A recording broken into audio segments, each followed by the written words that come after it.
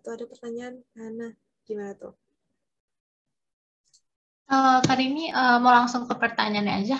Boleh. Oke, ini tadi udah ada beberapa pertanyaan nih Kak. Yang pertama ada dari Gunawan Elisa Junita bertanya, kapan nih Kak waktu yang tepat seorang Ade untuk tidur pisah kamar? Karena katanya sekarang tidur memang beda gitu tuh Kak. Sebenarnya kapannya itu kembali lagi ke keluarga masing-masing ya. Kalau misalnya memang saat ini kondisinya belum ada space kamar lain buat dia berpisah, ya nggak apa-apa, kondisikan sedemikian rupa. Karena udah beda kasur juga, jadi nggak apa-apa sebetulnya. Yang penting kembali lagi ajarin kenapa kok cewek sama cowok itu nggak boleh, kembali lagi ke berdasarkan value keluarga ya. Kenapa nggak boleh satu kasur gitu misalnya, kenapa kok nggak boleh, jangan cuma dilarang aja. Yang penting utamanya itu adalah value-nya sebetulnya, bukan dia beda kasur atau satu kasur gitu sama kakak adik gitu. Mungkin ada mau tanya, kalau misalnya Gunawan Elisa ada belum jelas, bisa ditanya lagi nanti ya. Iya, apakah itu Kak Gunawan Elisa udah jelas atas jawaban Kak Rini?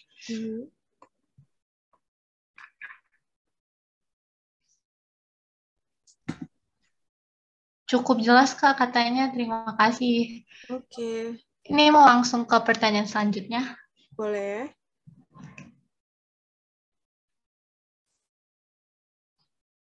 Oke, pertanyaan selanjutnya ya dari Kak Febriani Veronia. Nah, dia ada 2 pertanyaan nih. Pertama, apakah diperbolehkan untuk anak kecil mandi bareng dengan orang tuanya? Ini mau dijawab dulu, Kak Rini, atau lanjut ke yang kedua dulu nih? Oke, satu dulu deh, biar saya nggak lupa. Jadi sebetulnya di sini nih, emang saya sering dapat pertanyaan seperti ini. Sebetulnya sebaiknya jangan. Apalagi kalau beda lawan jenis ya. Kalau satu jenis ya masih oke lah. Tapi kalau misalnya udah lawan jenis, misalnya anaknya cewek, bapaknya cowok, kan bapaknya cowok udah dewasa ya. Apalagi kalau misalnya benar-benar nggak pakai baju sama sekali. Itu bisa jadi, kembali lagi sih sebetulnya value dalam keluarga. Kalau misalnya dalam value dalam keluarga adalah mengatakan kalau cewek dan cowok mandi bersama itu adalah hal yang normal, ya silahkan, nggak apa-apa. Tapi kalau value-nya sebaliknya, berarti jangan mengajarkan anak bahwa itu adalah hal yang normal untuk mandi bareng antara beda kelamin, cewek dan cowok. Walaupun anak sekecil apapun itu, dia udah paham, dia udah menjadi kebiasaan gitu loh nanti ke depannya. Jadi kembali lagi ke value masing-masing ya. Kalau misalnya value dan keluarga itu adalah hal yang baik-baik aja, ya silakan, monggo. Tapi kalau enggak, ya jangan. Berarti kan menanamkan value-nya yang paling penting. Gitu. Oke, mungkin Kak Febriani nanti kalau misalnya ada pertanyaan lanjutan, bisa langsung ketik di kolom chat lagi ya. Jadi kita langsung yang ke pertanyaan kedua nih, dari Kak Febriani lagi. Apakah penting untuk anak perempuan diberikan vaksin HPV? Kalau iya, paling tepat itu di usia berapa ya, Kak Rini? Oke. Setahu saya, vaksin HPV itu dari usia belasan udah bisa. Nah, kenapa dari kecil, sepengetahuan saya adalah HPV itu kalau masih kecil hanya bisa boleh vaksin sekali aja.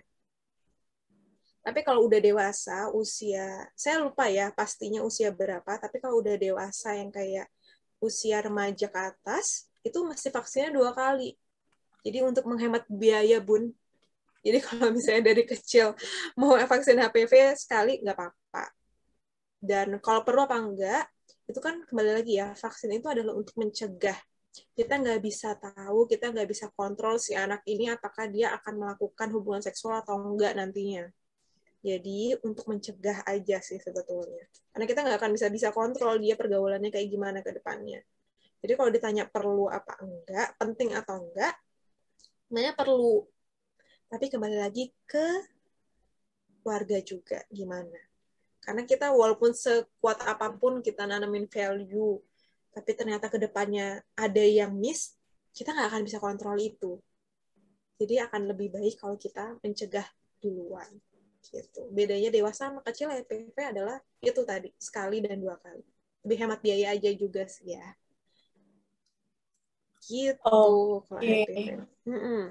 Ini kayak ada dari Kak Salsabila, dia bilang izin koreksi ya Kak, vaksin HPV itu bisa dilakukan sejak usia 9 tahun. Nah, 9 Anak-anak tahun usia 9 sampai 14 tahun cukup vaksin 2 kali. Kalau lebih dari itu maka vaksinnya 3 kali. Wah, insightful banget nih. Sorry, salah. Iya, maaf ya, salah. Pokoknya lebih dikit aja gitu, sekali apa 2 kali. Oke, itu yang benar. Thank you ya Kak ya. Iya, ini benar-benar insightful banget soalnya buat kita-kita ya, yang cewek-cewek nih terutama. Cowok juga bisa loh vaksin HPV. Oh gitu. Oke, nanti bisa dicek lebih lanjut ke rumah sakit terdekat mungkin ya Kak ya, biar lebih lengkap lagi mungkin gitu. Tanya ke dokter lebih jelasnya. Nah, betul banget. Oke, jadi Kak Febriani udah cukup jelas ya Kak ya, karena ini banyak banget pertanyaannya, jadi kita cepetin aja ya. Oke, mungkin yang selanjutnya, Hana mau lanjutin? Ya, betul. Sebelumnya tadi kayaknya ada yang raise hand deh. Apakah ada yang raise hand mau ngomong secara langsung? Boleh banget. Udah nggak ada lagi. Udah nggak ada lagi ya. Ya udah kalau itu ada Margareta Stephen. Oke, boleh langsung aja Kak dibuka diajukan pertanyaannya.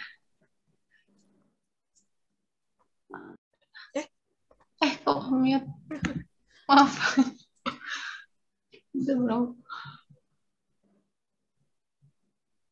Halo, ya. Kedengeran nggak Kak? Maaf, tadi soalnya nggak ngerti. Ya. Aku mau nanya nih Kak, kan aku punya baby, maksudnya masih kecil banget, cuma dia cewek dua-duanya. Nah, aku gimana caranya jelasin ke anak-anak kalau memang mereka tuh punya privasi, maksudnya yang nggak bisa ayahnya lihat atau apa kayak gitu loh. Soalnya sampai sekarang ayahnya juga nggak mau sentuh mereka, kayak terlalu kiss lips to lips gitu loh, terlalu banyak, dan mandi pun nggak pernah gitu. Dari bayi tuh nggak pernah dimandiin bapaknya gitu. Cuma kan aku nggak tahu nih, maksudnya pemikiran si anak kecilnya ini gimana nih? Maksudnya kenapa mungkin papanya nggak pernah mandiin dia? Aku nggak ngerti itu. Maksudnya gimana ya baiknya menjelaskan ke anak? Anaknya usia berapa, Bu? Masih 11 bulan sih. Oh, 11 bulan. Udah bisa ngomong atau masih nonverbal? Ya, paling jawab-jawab sesekali gitu aja sih. Kayak misalnya udah makan, udah gitu aja. Oke. Kalau misalnya kayak gitu, sebetulnya nggak apa-apa, kasih tahu seapa adanya aja, Bu. Kasih tahu kenapa. Kalau papa nggak pernah mandiin tuh kenapa. Kasih tahu kalau misalnya, iya papa nggak pernah mandiin karena anak, mungkin papanya boleh juga yang ngasih tahu kan, karena papanya yang terlibat ya. Iya. Jadi bilang aja, iya papa nggak pernah mandiin, misalnya panggilannya adik, nggak pernah mandiin adik karena kan papa laki-laki, adik perempuan. Jadi makanya karena kita beda jenis kelamin, jadi papa menghargai adik, nggak megang privasinya adik, kasih tahu aja area private-nya dulu. Iya. Dan itu umur berapa ya Kak? Bagusnya. Dari sekecil apapun juga boleh. Nggak ada yang kayak umur segini nggak boleh, nggak. Jadi selentingan aja Bu, nggak yang mesti kayak umur segini udah waktunya nih kayak gini, nggak juga. Sebenarnya dari umur berapa aja tuh boleh, nggak yang pakem banget yang kayak tadi saya sampaikan itu. Jadi kalau misalnya usia segini dia udah paham, nggak apa-apa, kasih tahu aja area private-nya dia apa. Terus kenapa papa nggak pernah megang itu? Karena itu area private-nya adik, jadi papa nggak boleh megang. Kayak gitu aja. Apalagi kalau papa kan beda jenis kelamin dari adik, kayak gitu-gitu. Jadi terima kasih banyak. Tenang aja, nggak perlu yang kayak pakem-pakem banget gimana gitu. Oke, siap. Makasih banyak Kak. Sama-sama. Thank you Kak. Ini selanjutnya kita mau ke pertanyaan selanjutnya kali ya Kak. Masih ada lagi nih yang mau raise hand. Katanya namanya Slamet Darmanto. Mungkin boleh aja langsung diajukan pertanyaannya secara langsung. Udah di-unmute belum? Udah.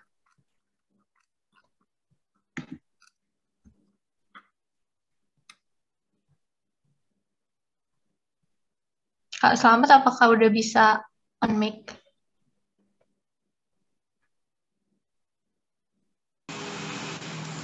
Ya. Halo? Ya, sudah terdengar, Kak. Oh iya. Saya mau tanya gini, Kak. Kan dulu kan pernah ikut seminar parenting juga ya. Dan di situ itu dijelaskan bahwa kalau bisa mungkin kalau anak itu dikasih tahunya tentang area pribadinya itu orang lain itu lebih dilarang kayak gitu. Maksudnya kan kata-kata dilarang, berarti kan yang lain tidak boleh menyentuh daripada apa itu minta izin. Karena saya pernah baca artikel ada seorang anak kecil itu ya mungkin ya di keluarganya itu dikasih tahu tentang seks edukasinya seperti itu. Pokoknya orang lain nggak boleh menyentuh area privasi kamu tanpa izin kamu. Dan ternyata si pelaku itu malah mendapat izin dari anak tersebut kayak gitu. Jadi kan menurut Kak Rini nih lebih efektif yang mana sih? Apakah kata larangan ataukah pakai embel-embel ada izinnya gitu? Itu aja sih. Oke. Menurut sebenarnya yang kembali lagi, yang paling penting itu adalah penanaman value-nya di awal, Pak. Jadi gimana cara kita tanamin, kenapa nggak boleh, atau kenapa boleh. Misalnya kalau mau nanamin soal agama gitu misalnya, value dalam keluarga dulu, apa? Apakah dalam value dalam keluarga kalau dipegang sama lawan jenis itu nggak boleh? Kenapa? Kok nggak boleh? Jangan hanya kasih tahu, itu nggak boleh karena haram gitu misalnya. Ya kenapa haram? Jelaskan. Karena anak itu sangat bertanya kenapa. Ketika dia tidak bisa mendapat jawaban dari kenapanya itu, dia ngerasa ya udah orang nggak jelas kenapanya, ya aku lakuin aja. Seperti itu. Jadi menurut saya lebih ke bukan dilarang atau apabila diizinkan, tapi lebih ke value-nya. Kalau diizinkan itu kalau kenapa, kalau diboleh itu kenapa, atas dasar apa dia boleh. Kenapa nggak boleh? Gitu, Pak Selamat. Mungkin Pak Selamat ada pertanyaan lagi?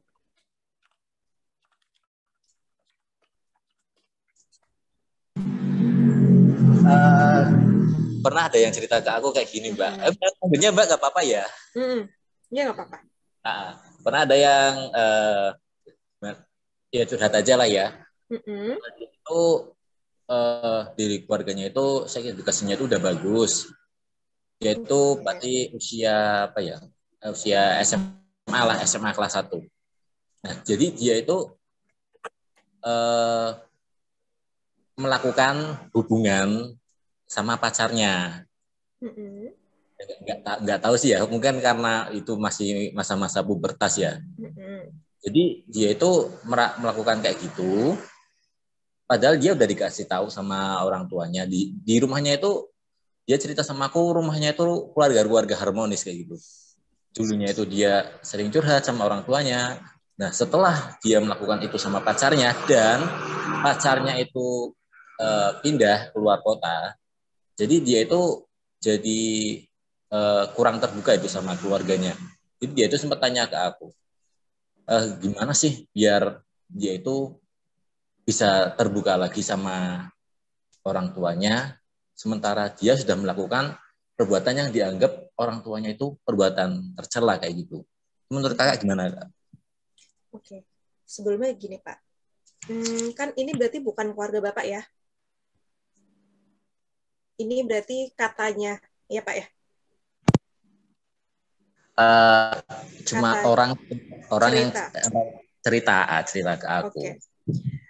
Mohon maaf ya Pak sebelumnya, tapi kita nggak tahu nih, yang kata dia sex education yang udah baik itu kayak gimana baiknya. Apakah menurut dia baik itu adalah dengan kasih tahu itu salah dan benar, atau bagaimana? Kita nggak tahu. Apakah dia hanya kasih tahu doang? Itu nggak boleh. Tapi nggak kasih tahu penjelasannya kenapa, kita nggak tahu. Harmonis itu bagaimana menurut mereka? Apakah harmonis itu hanya dengan kita ngumpul, yang penting satu rumah, makan sendiri-sendiri di kamar masing-masing itu harmonis?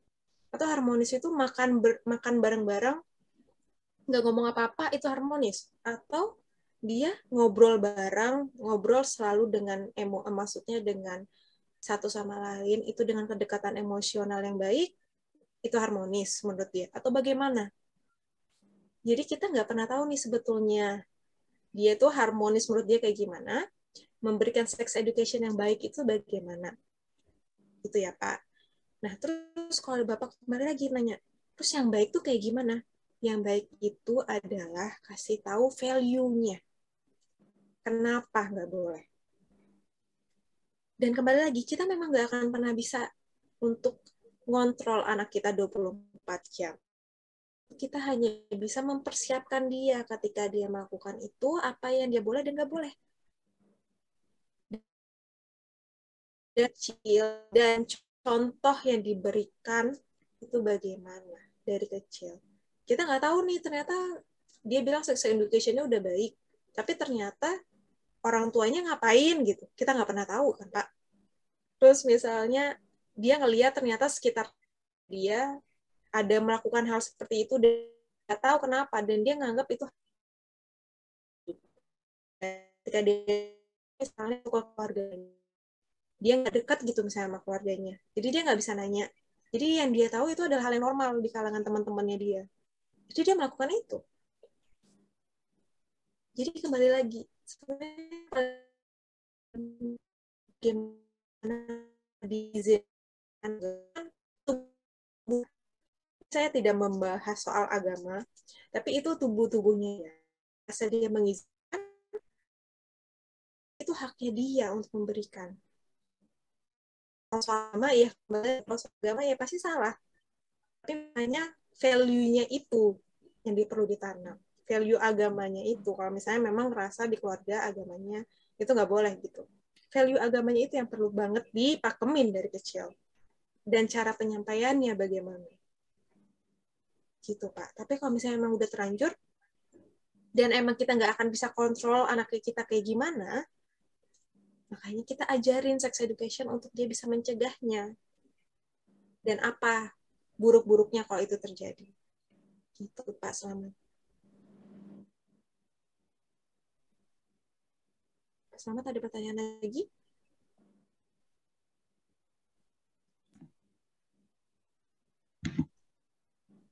Cukup. Oke, cukup. Mungkin bisa langsung ke pertanyaan selanjutnya, Jess.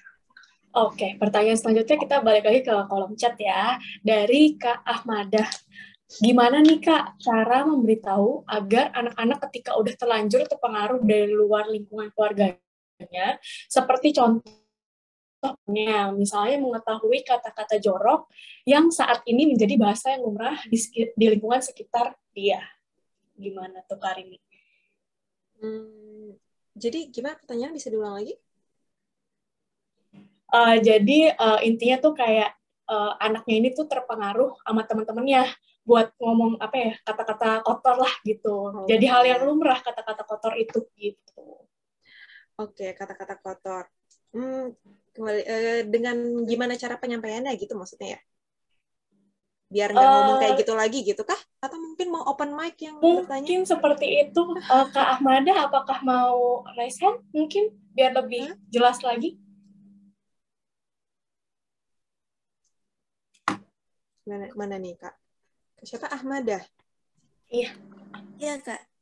Gimana pertanyaannya? Jadi bagaimana kalau udah terlanjur nih, terus gimana mesti ngasih taunya gitu ya? Iya gitu. Kayak ngasih tahu gimana caranya. Oke. Kasih umur berapa Bu anaknya?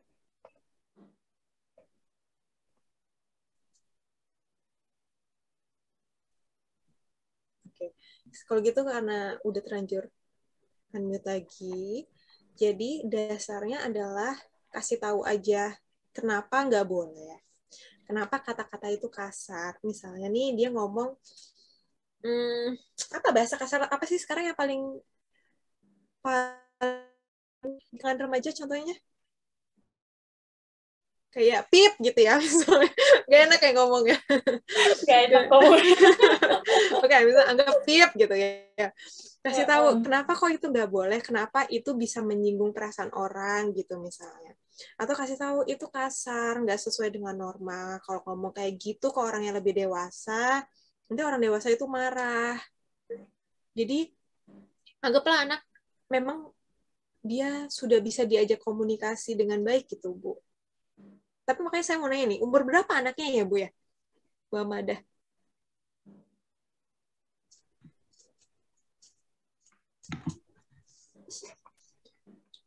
Ini udah di-unmute tapi belum ini. Iya, udah.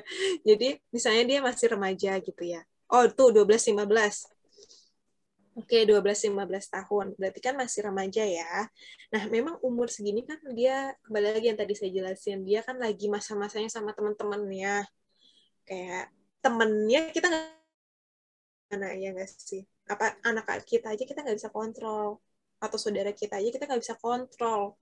Apalagi temannya saudara kita atau anak kita. Lebih nggak bisa kita kontrol lagi.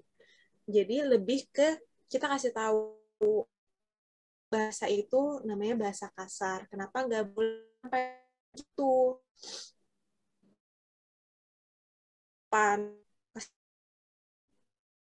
Norma-norma yang berlaku. Kasih tahu aja apa adanya, Bu. Apalagi umur segini udah paham. Udah gampang sebetulnya. Makanya penting banget dari kecil kita mendekatkan diri kita dengan anak-anak. Jadi apa yang kita sampaikan itu lebih masuk. Apalagi kalau kita udah dekat sama dia. Tapi kalau misalnya udah terlanjur gitu ya, udah nggak dekat, ya udah kita kasih tahu, kita ngajak dia ngobrol kayaknya layaknya sebagai temen. Umur segini lagi remaja, lagi masa-masanya dia explore banget, ajak aja ngobrol sebagai temen. Kenapa nggak boleh? Jangan cuma bilang kasar banget sih ngomongnya, nggak boleh kayak gitu. Jangan gitu aja, tapi kasih tahu kenapa nggak boleh. Jadi dia paham kenapanya yang paling penting. Jadi seandainya nanti pun dia ngomong kayak gitu lagi, dia tahu siapa yang dia bisa ngomong kayak gitu. Nggak ke semua orang dia ngomong kayak gitu. Jadi gitu. Jadi makanya dasar paling penting adalah cari tahu dulu value dalam keluarga yang mau kita tanam itu kayak gimana sih, value-nya mau kayak gimana. Dan itu yang perlu kita tanamin dari kecil. Gitu, Mbak atau Ibu Ahmad. Pertanyaan selanjutnya. Oke, ini pertanyaan banyak banget nih Kak. Biar kita bisa jawabin semua, langsung aja kali ya ke pertanyaan selanjutnya nih. Ini sebenarnya pertanyaan dari Fadil Muaputra sama Anisha mirip, jadi aku gabungin aja ya. Ini sebenarnya terkait kayak penyimpangan seksual. Jadi mereka nanya nih Kak, gimana cara menyampaikan dan menjelaskan gender kepada anak yang ngerasa dirinya tuh laki-laki yang terjebak dalam tubuh perempuan alias bencong, dan juga sebaliknya, misalnya anak perempuan lebih tertarik untuk meniru gaya anak laki-laki, jadinya tomboy gitu, dan gimana caranya untuk ngajarin mereka supaya lebih menyukai gaya yang lebih perempuan, yang feminin gitu. Itu pertanyaannya Kak. Oke. Gini, ini agak berat ya pertanyaannya. Jadi sebetulnya gini, teman-teman semuanya. Kalau ditanya gimana cara nyampeinnya, kita coba berusaha kayak lebih ke, kalau kita di posisi anak itu, kita mau kayak gimana sih orang tua kita nanya ke kita. Coba di situ dulu dimulai. Terus jangan hanya dilarang aja, nggak boleh kayak gitu tuh salah, bla. Tapi coba tanya, kenapa kok kamu suka pakai baju, misalnya yang cewek nih ya, suka pakai baju cowok. Kenapa kok kamu suka pakai baju cowok? Emang kenapa? Kamu lebih nyaman pakai itu, kenapa? Kasih dia mengungkapkan perasaannya dia. Kasih dia cerita, biarkan dia terbuka. Tapi kalau seandainya nih udah terlanjur nih, udah nggak dekat nih sama si anak, berarti cobalah cari bantuan siapa yang lebih dekat sama si anak, tanya. Terus ternyata nggak mempan juga nih, nggak bisa juga. Ada namanya professional help. Ajak dokter tumbuh kembang juga ada kalau masih anak masih kecil. Jadi jangan kalau misalnya ajak ke psikolog, psikiater atau dokter tumbuh kembang atau sejenisnya,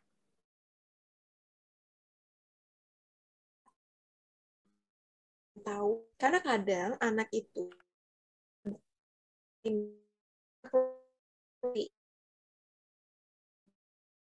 kalau misalnya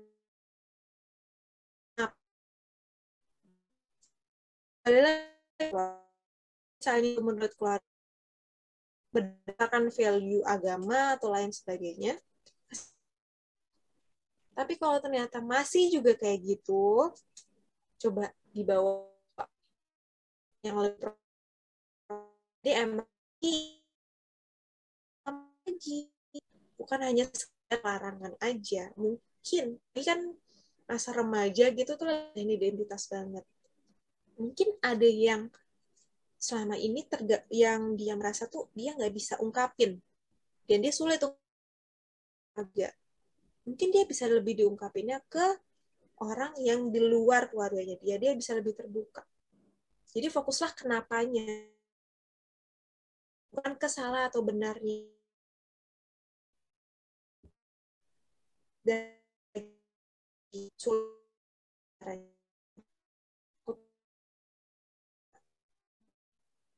bukan berarti dicap langsung anaknya gak bener gitu kan kalau ke profesional. Malah nanti kalau dewasa makin bermasalah kan makin bahaya malahan ya, makin sulit gitu. Itu untuk pertanyaan yang tadi. Selanjutnya mungkin Jess bisa dilanjutin. Kayaknya nggak bisa semua pertanyaan kali ini ya, waktunya udah jam segini. Kayaknya masih bisa 5 menit lagi, Kak. Oh, mau hari ini mau udah. Nggak apa-apa kalau... Maksudnya, jam berapa kita mesti udahan? Terserah sih. Saya maksimal jam 3 sih, Kak, rundown-nya. Oke, biar kita cepat aja ya. Ini ada dari Kak Syakira. Dia nanya, apakah tahap perkembangan psikoseksual atau tidak dilewati anak dapat menimbulkan kelainan seksual ke depannya? Gitu, Kak. Pertanyaannya bisa atau tidak ya? Iya. Bisa atau tidak? Bisa ya, bisa tidak? Bisa ke depannya. Tapi kalau ada kemungkinan atau enggak, bisa jadi banget tuh anak melewati fase-fasenya itu secara gitu, karena berdasarkan penelitian ada fase awalnya dia melewati yang fase, kok saya jadi lupa nama fasenya, fase yang mulut itu, fase oral, tahap oralnya. Dia tahap oralnya nggak lewatin,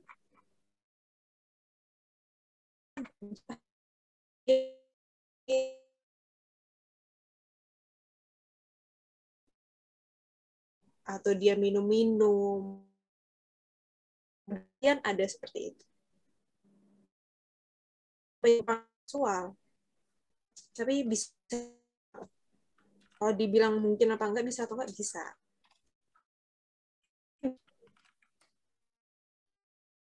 Oh, ternyata bisa ya ini lewat. Makanya kalau anak barang ke mulut, jangan dilarang, biarin aja. Yang penting nggak yang benda tajam atau benda itu. Oke, mungkin kita bisa jelas. Oke, lanjut aja ke pertanyaan berikutnya ya, Ana. Ini terakhir aja kali ya, karena waktunya udah. Ini Kak, pertanyaannya kita langsung pilih yang dari Kak Ika Prafitrian ini. Jadi dia nanya nih Kak, bagaimana untuk memberikan penyuluhan kepada anak sambung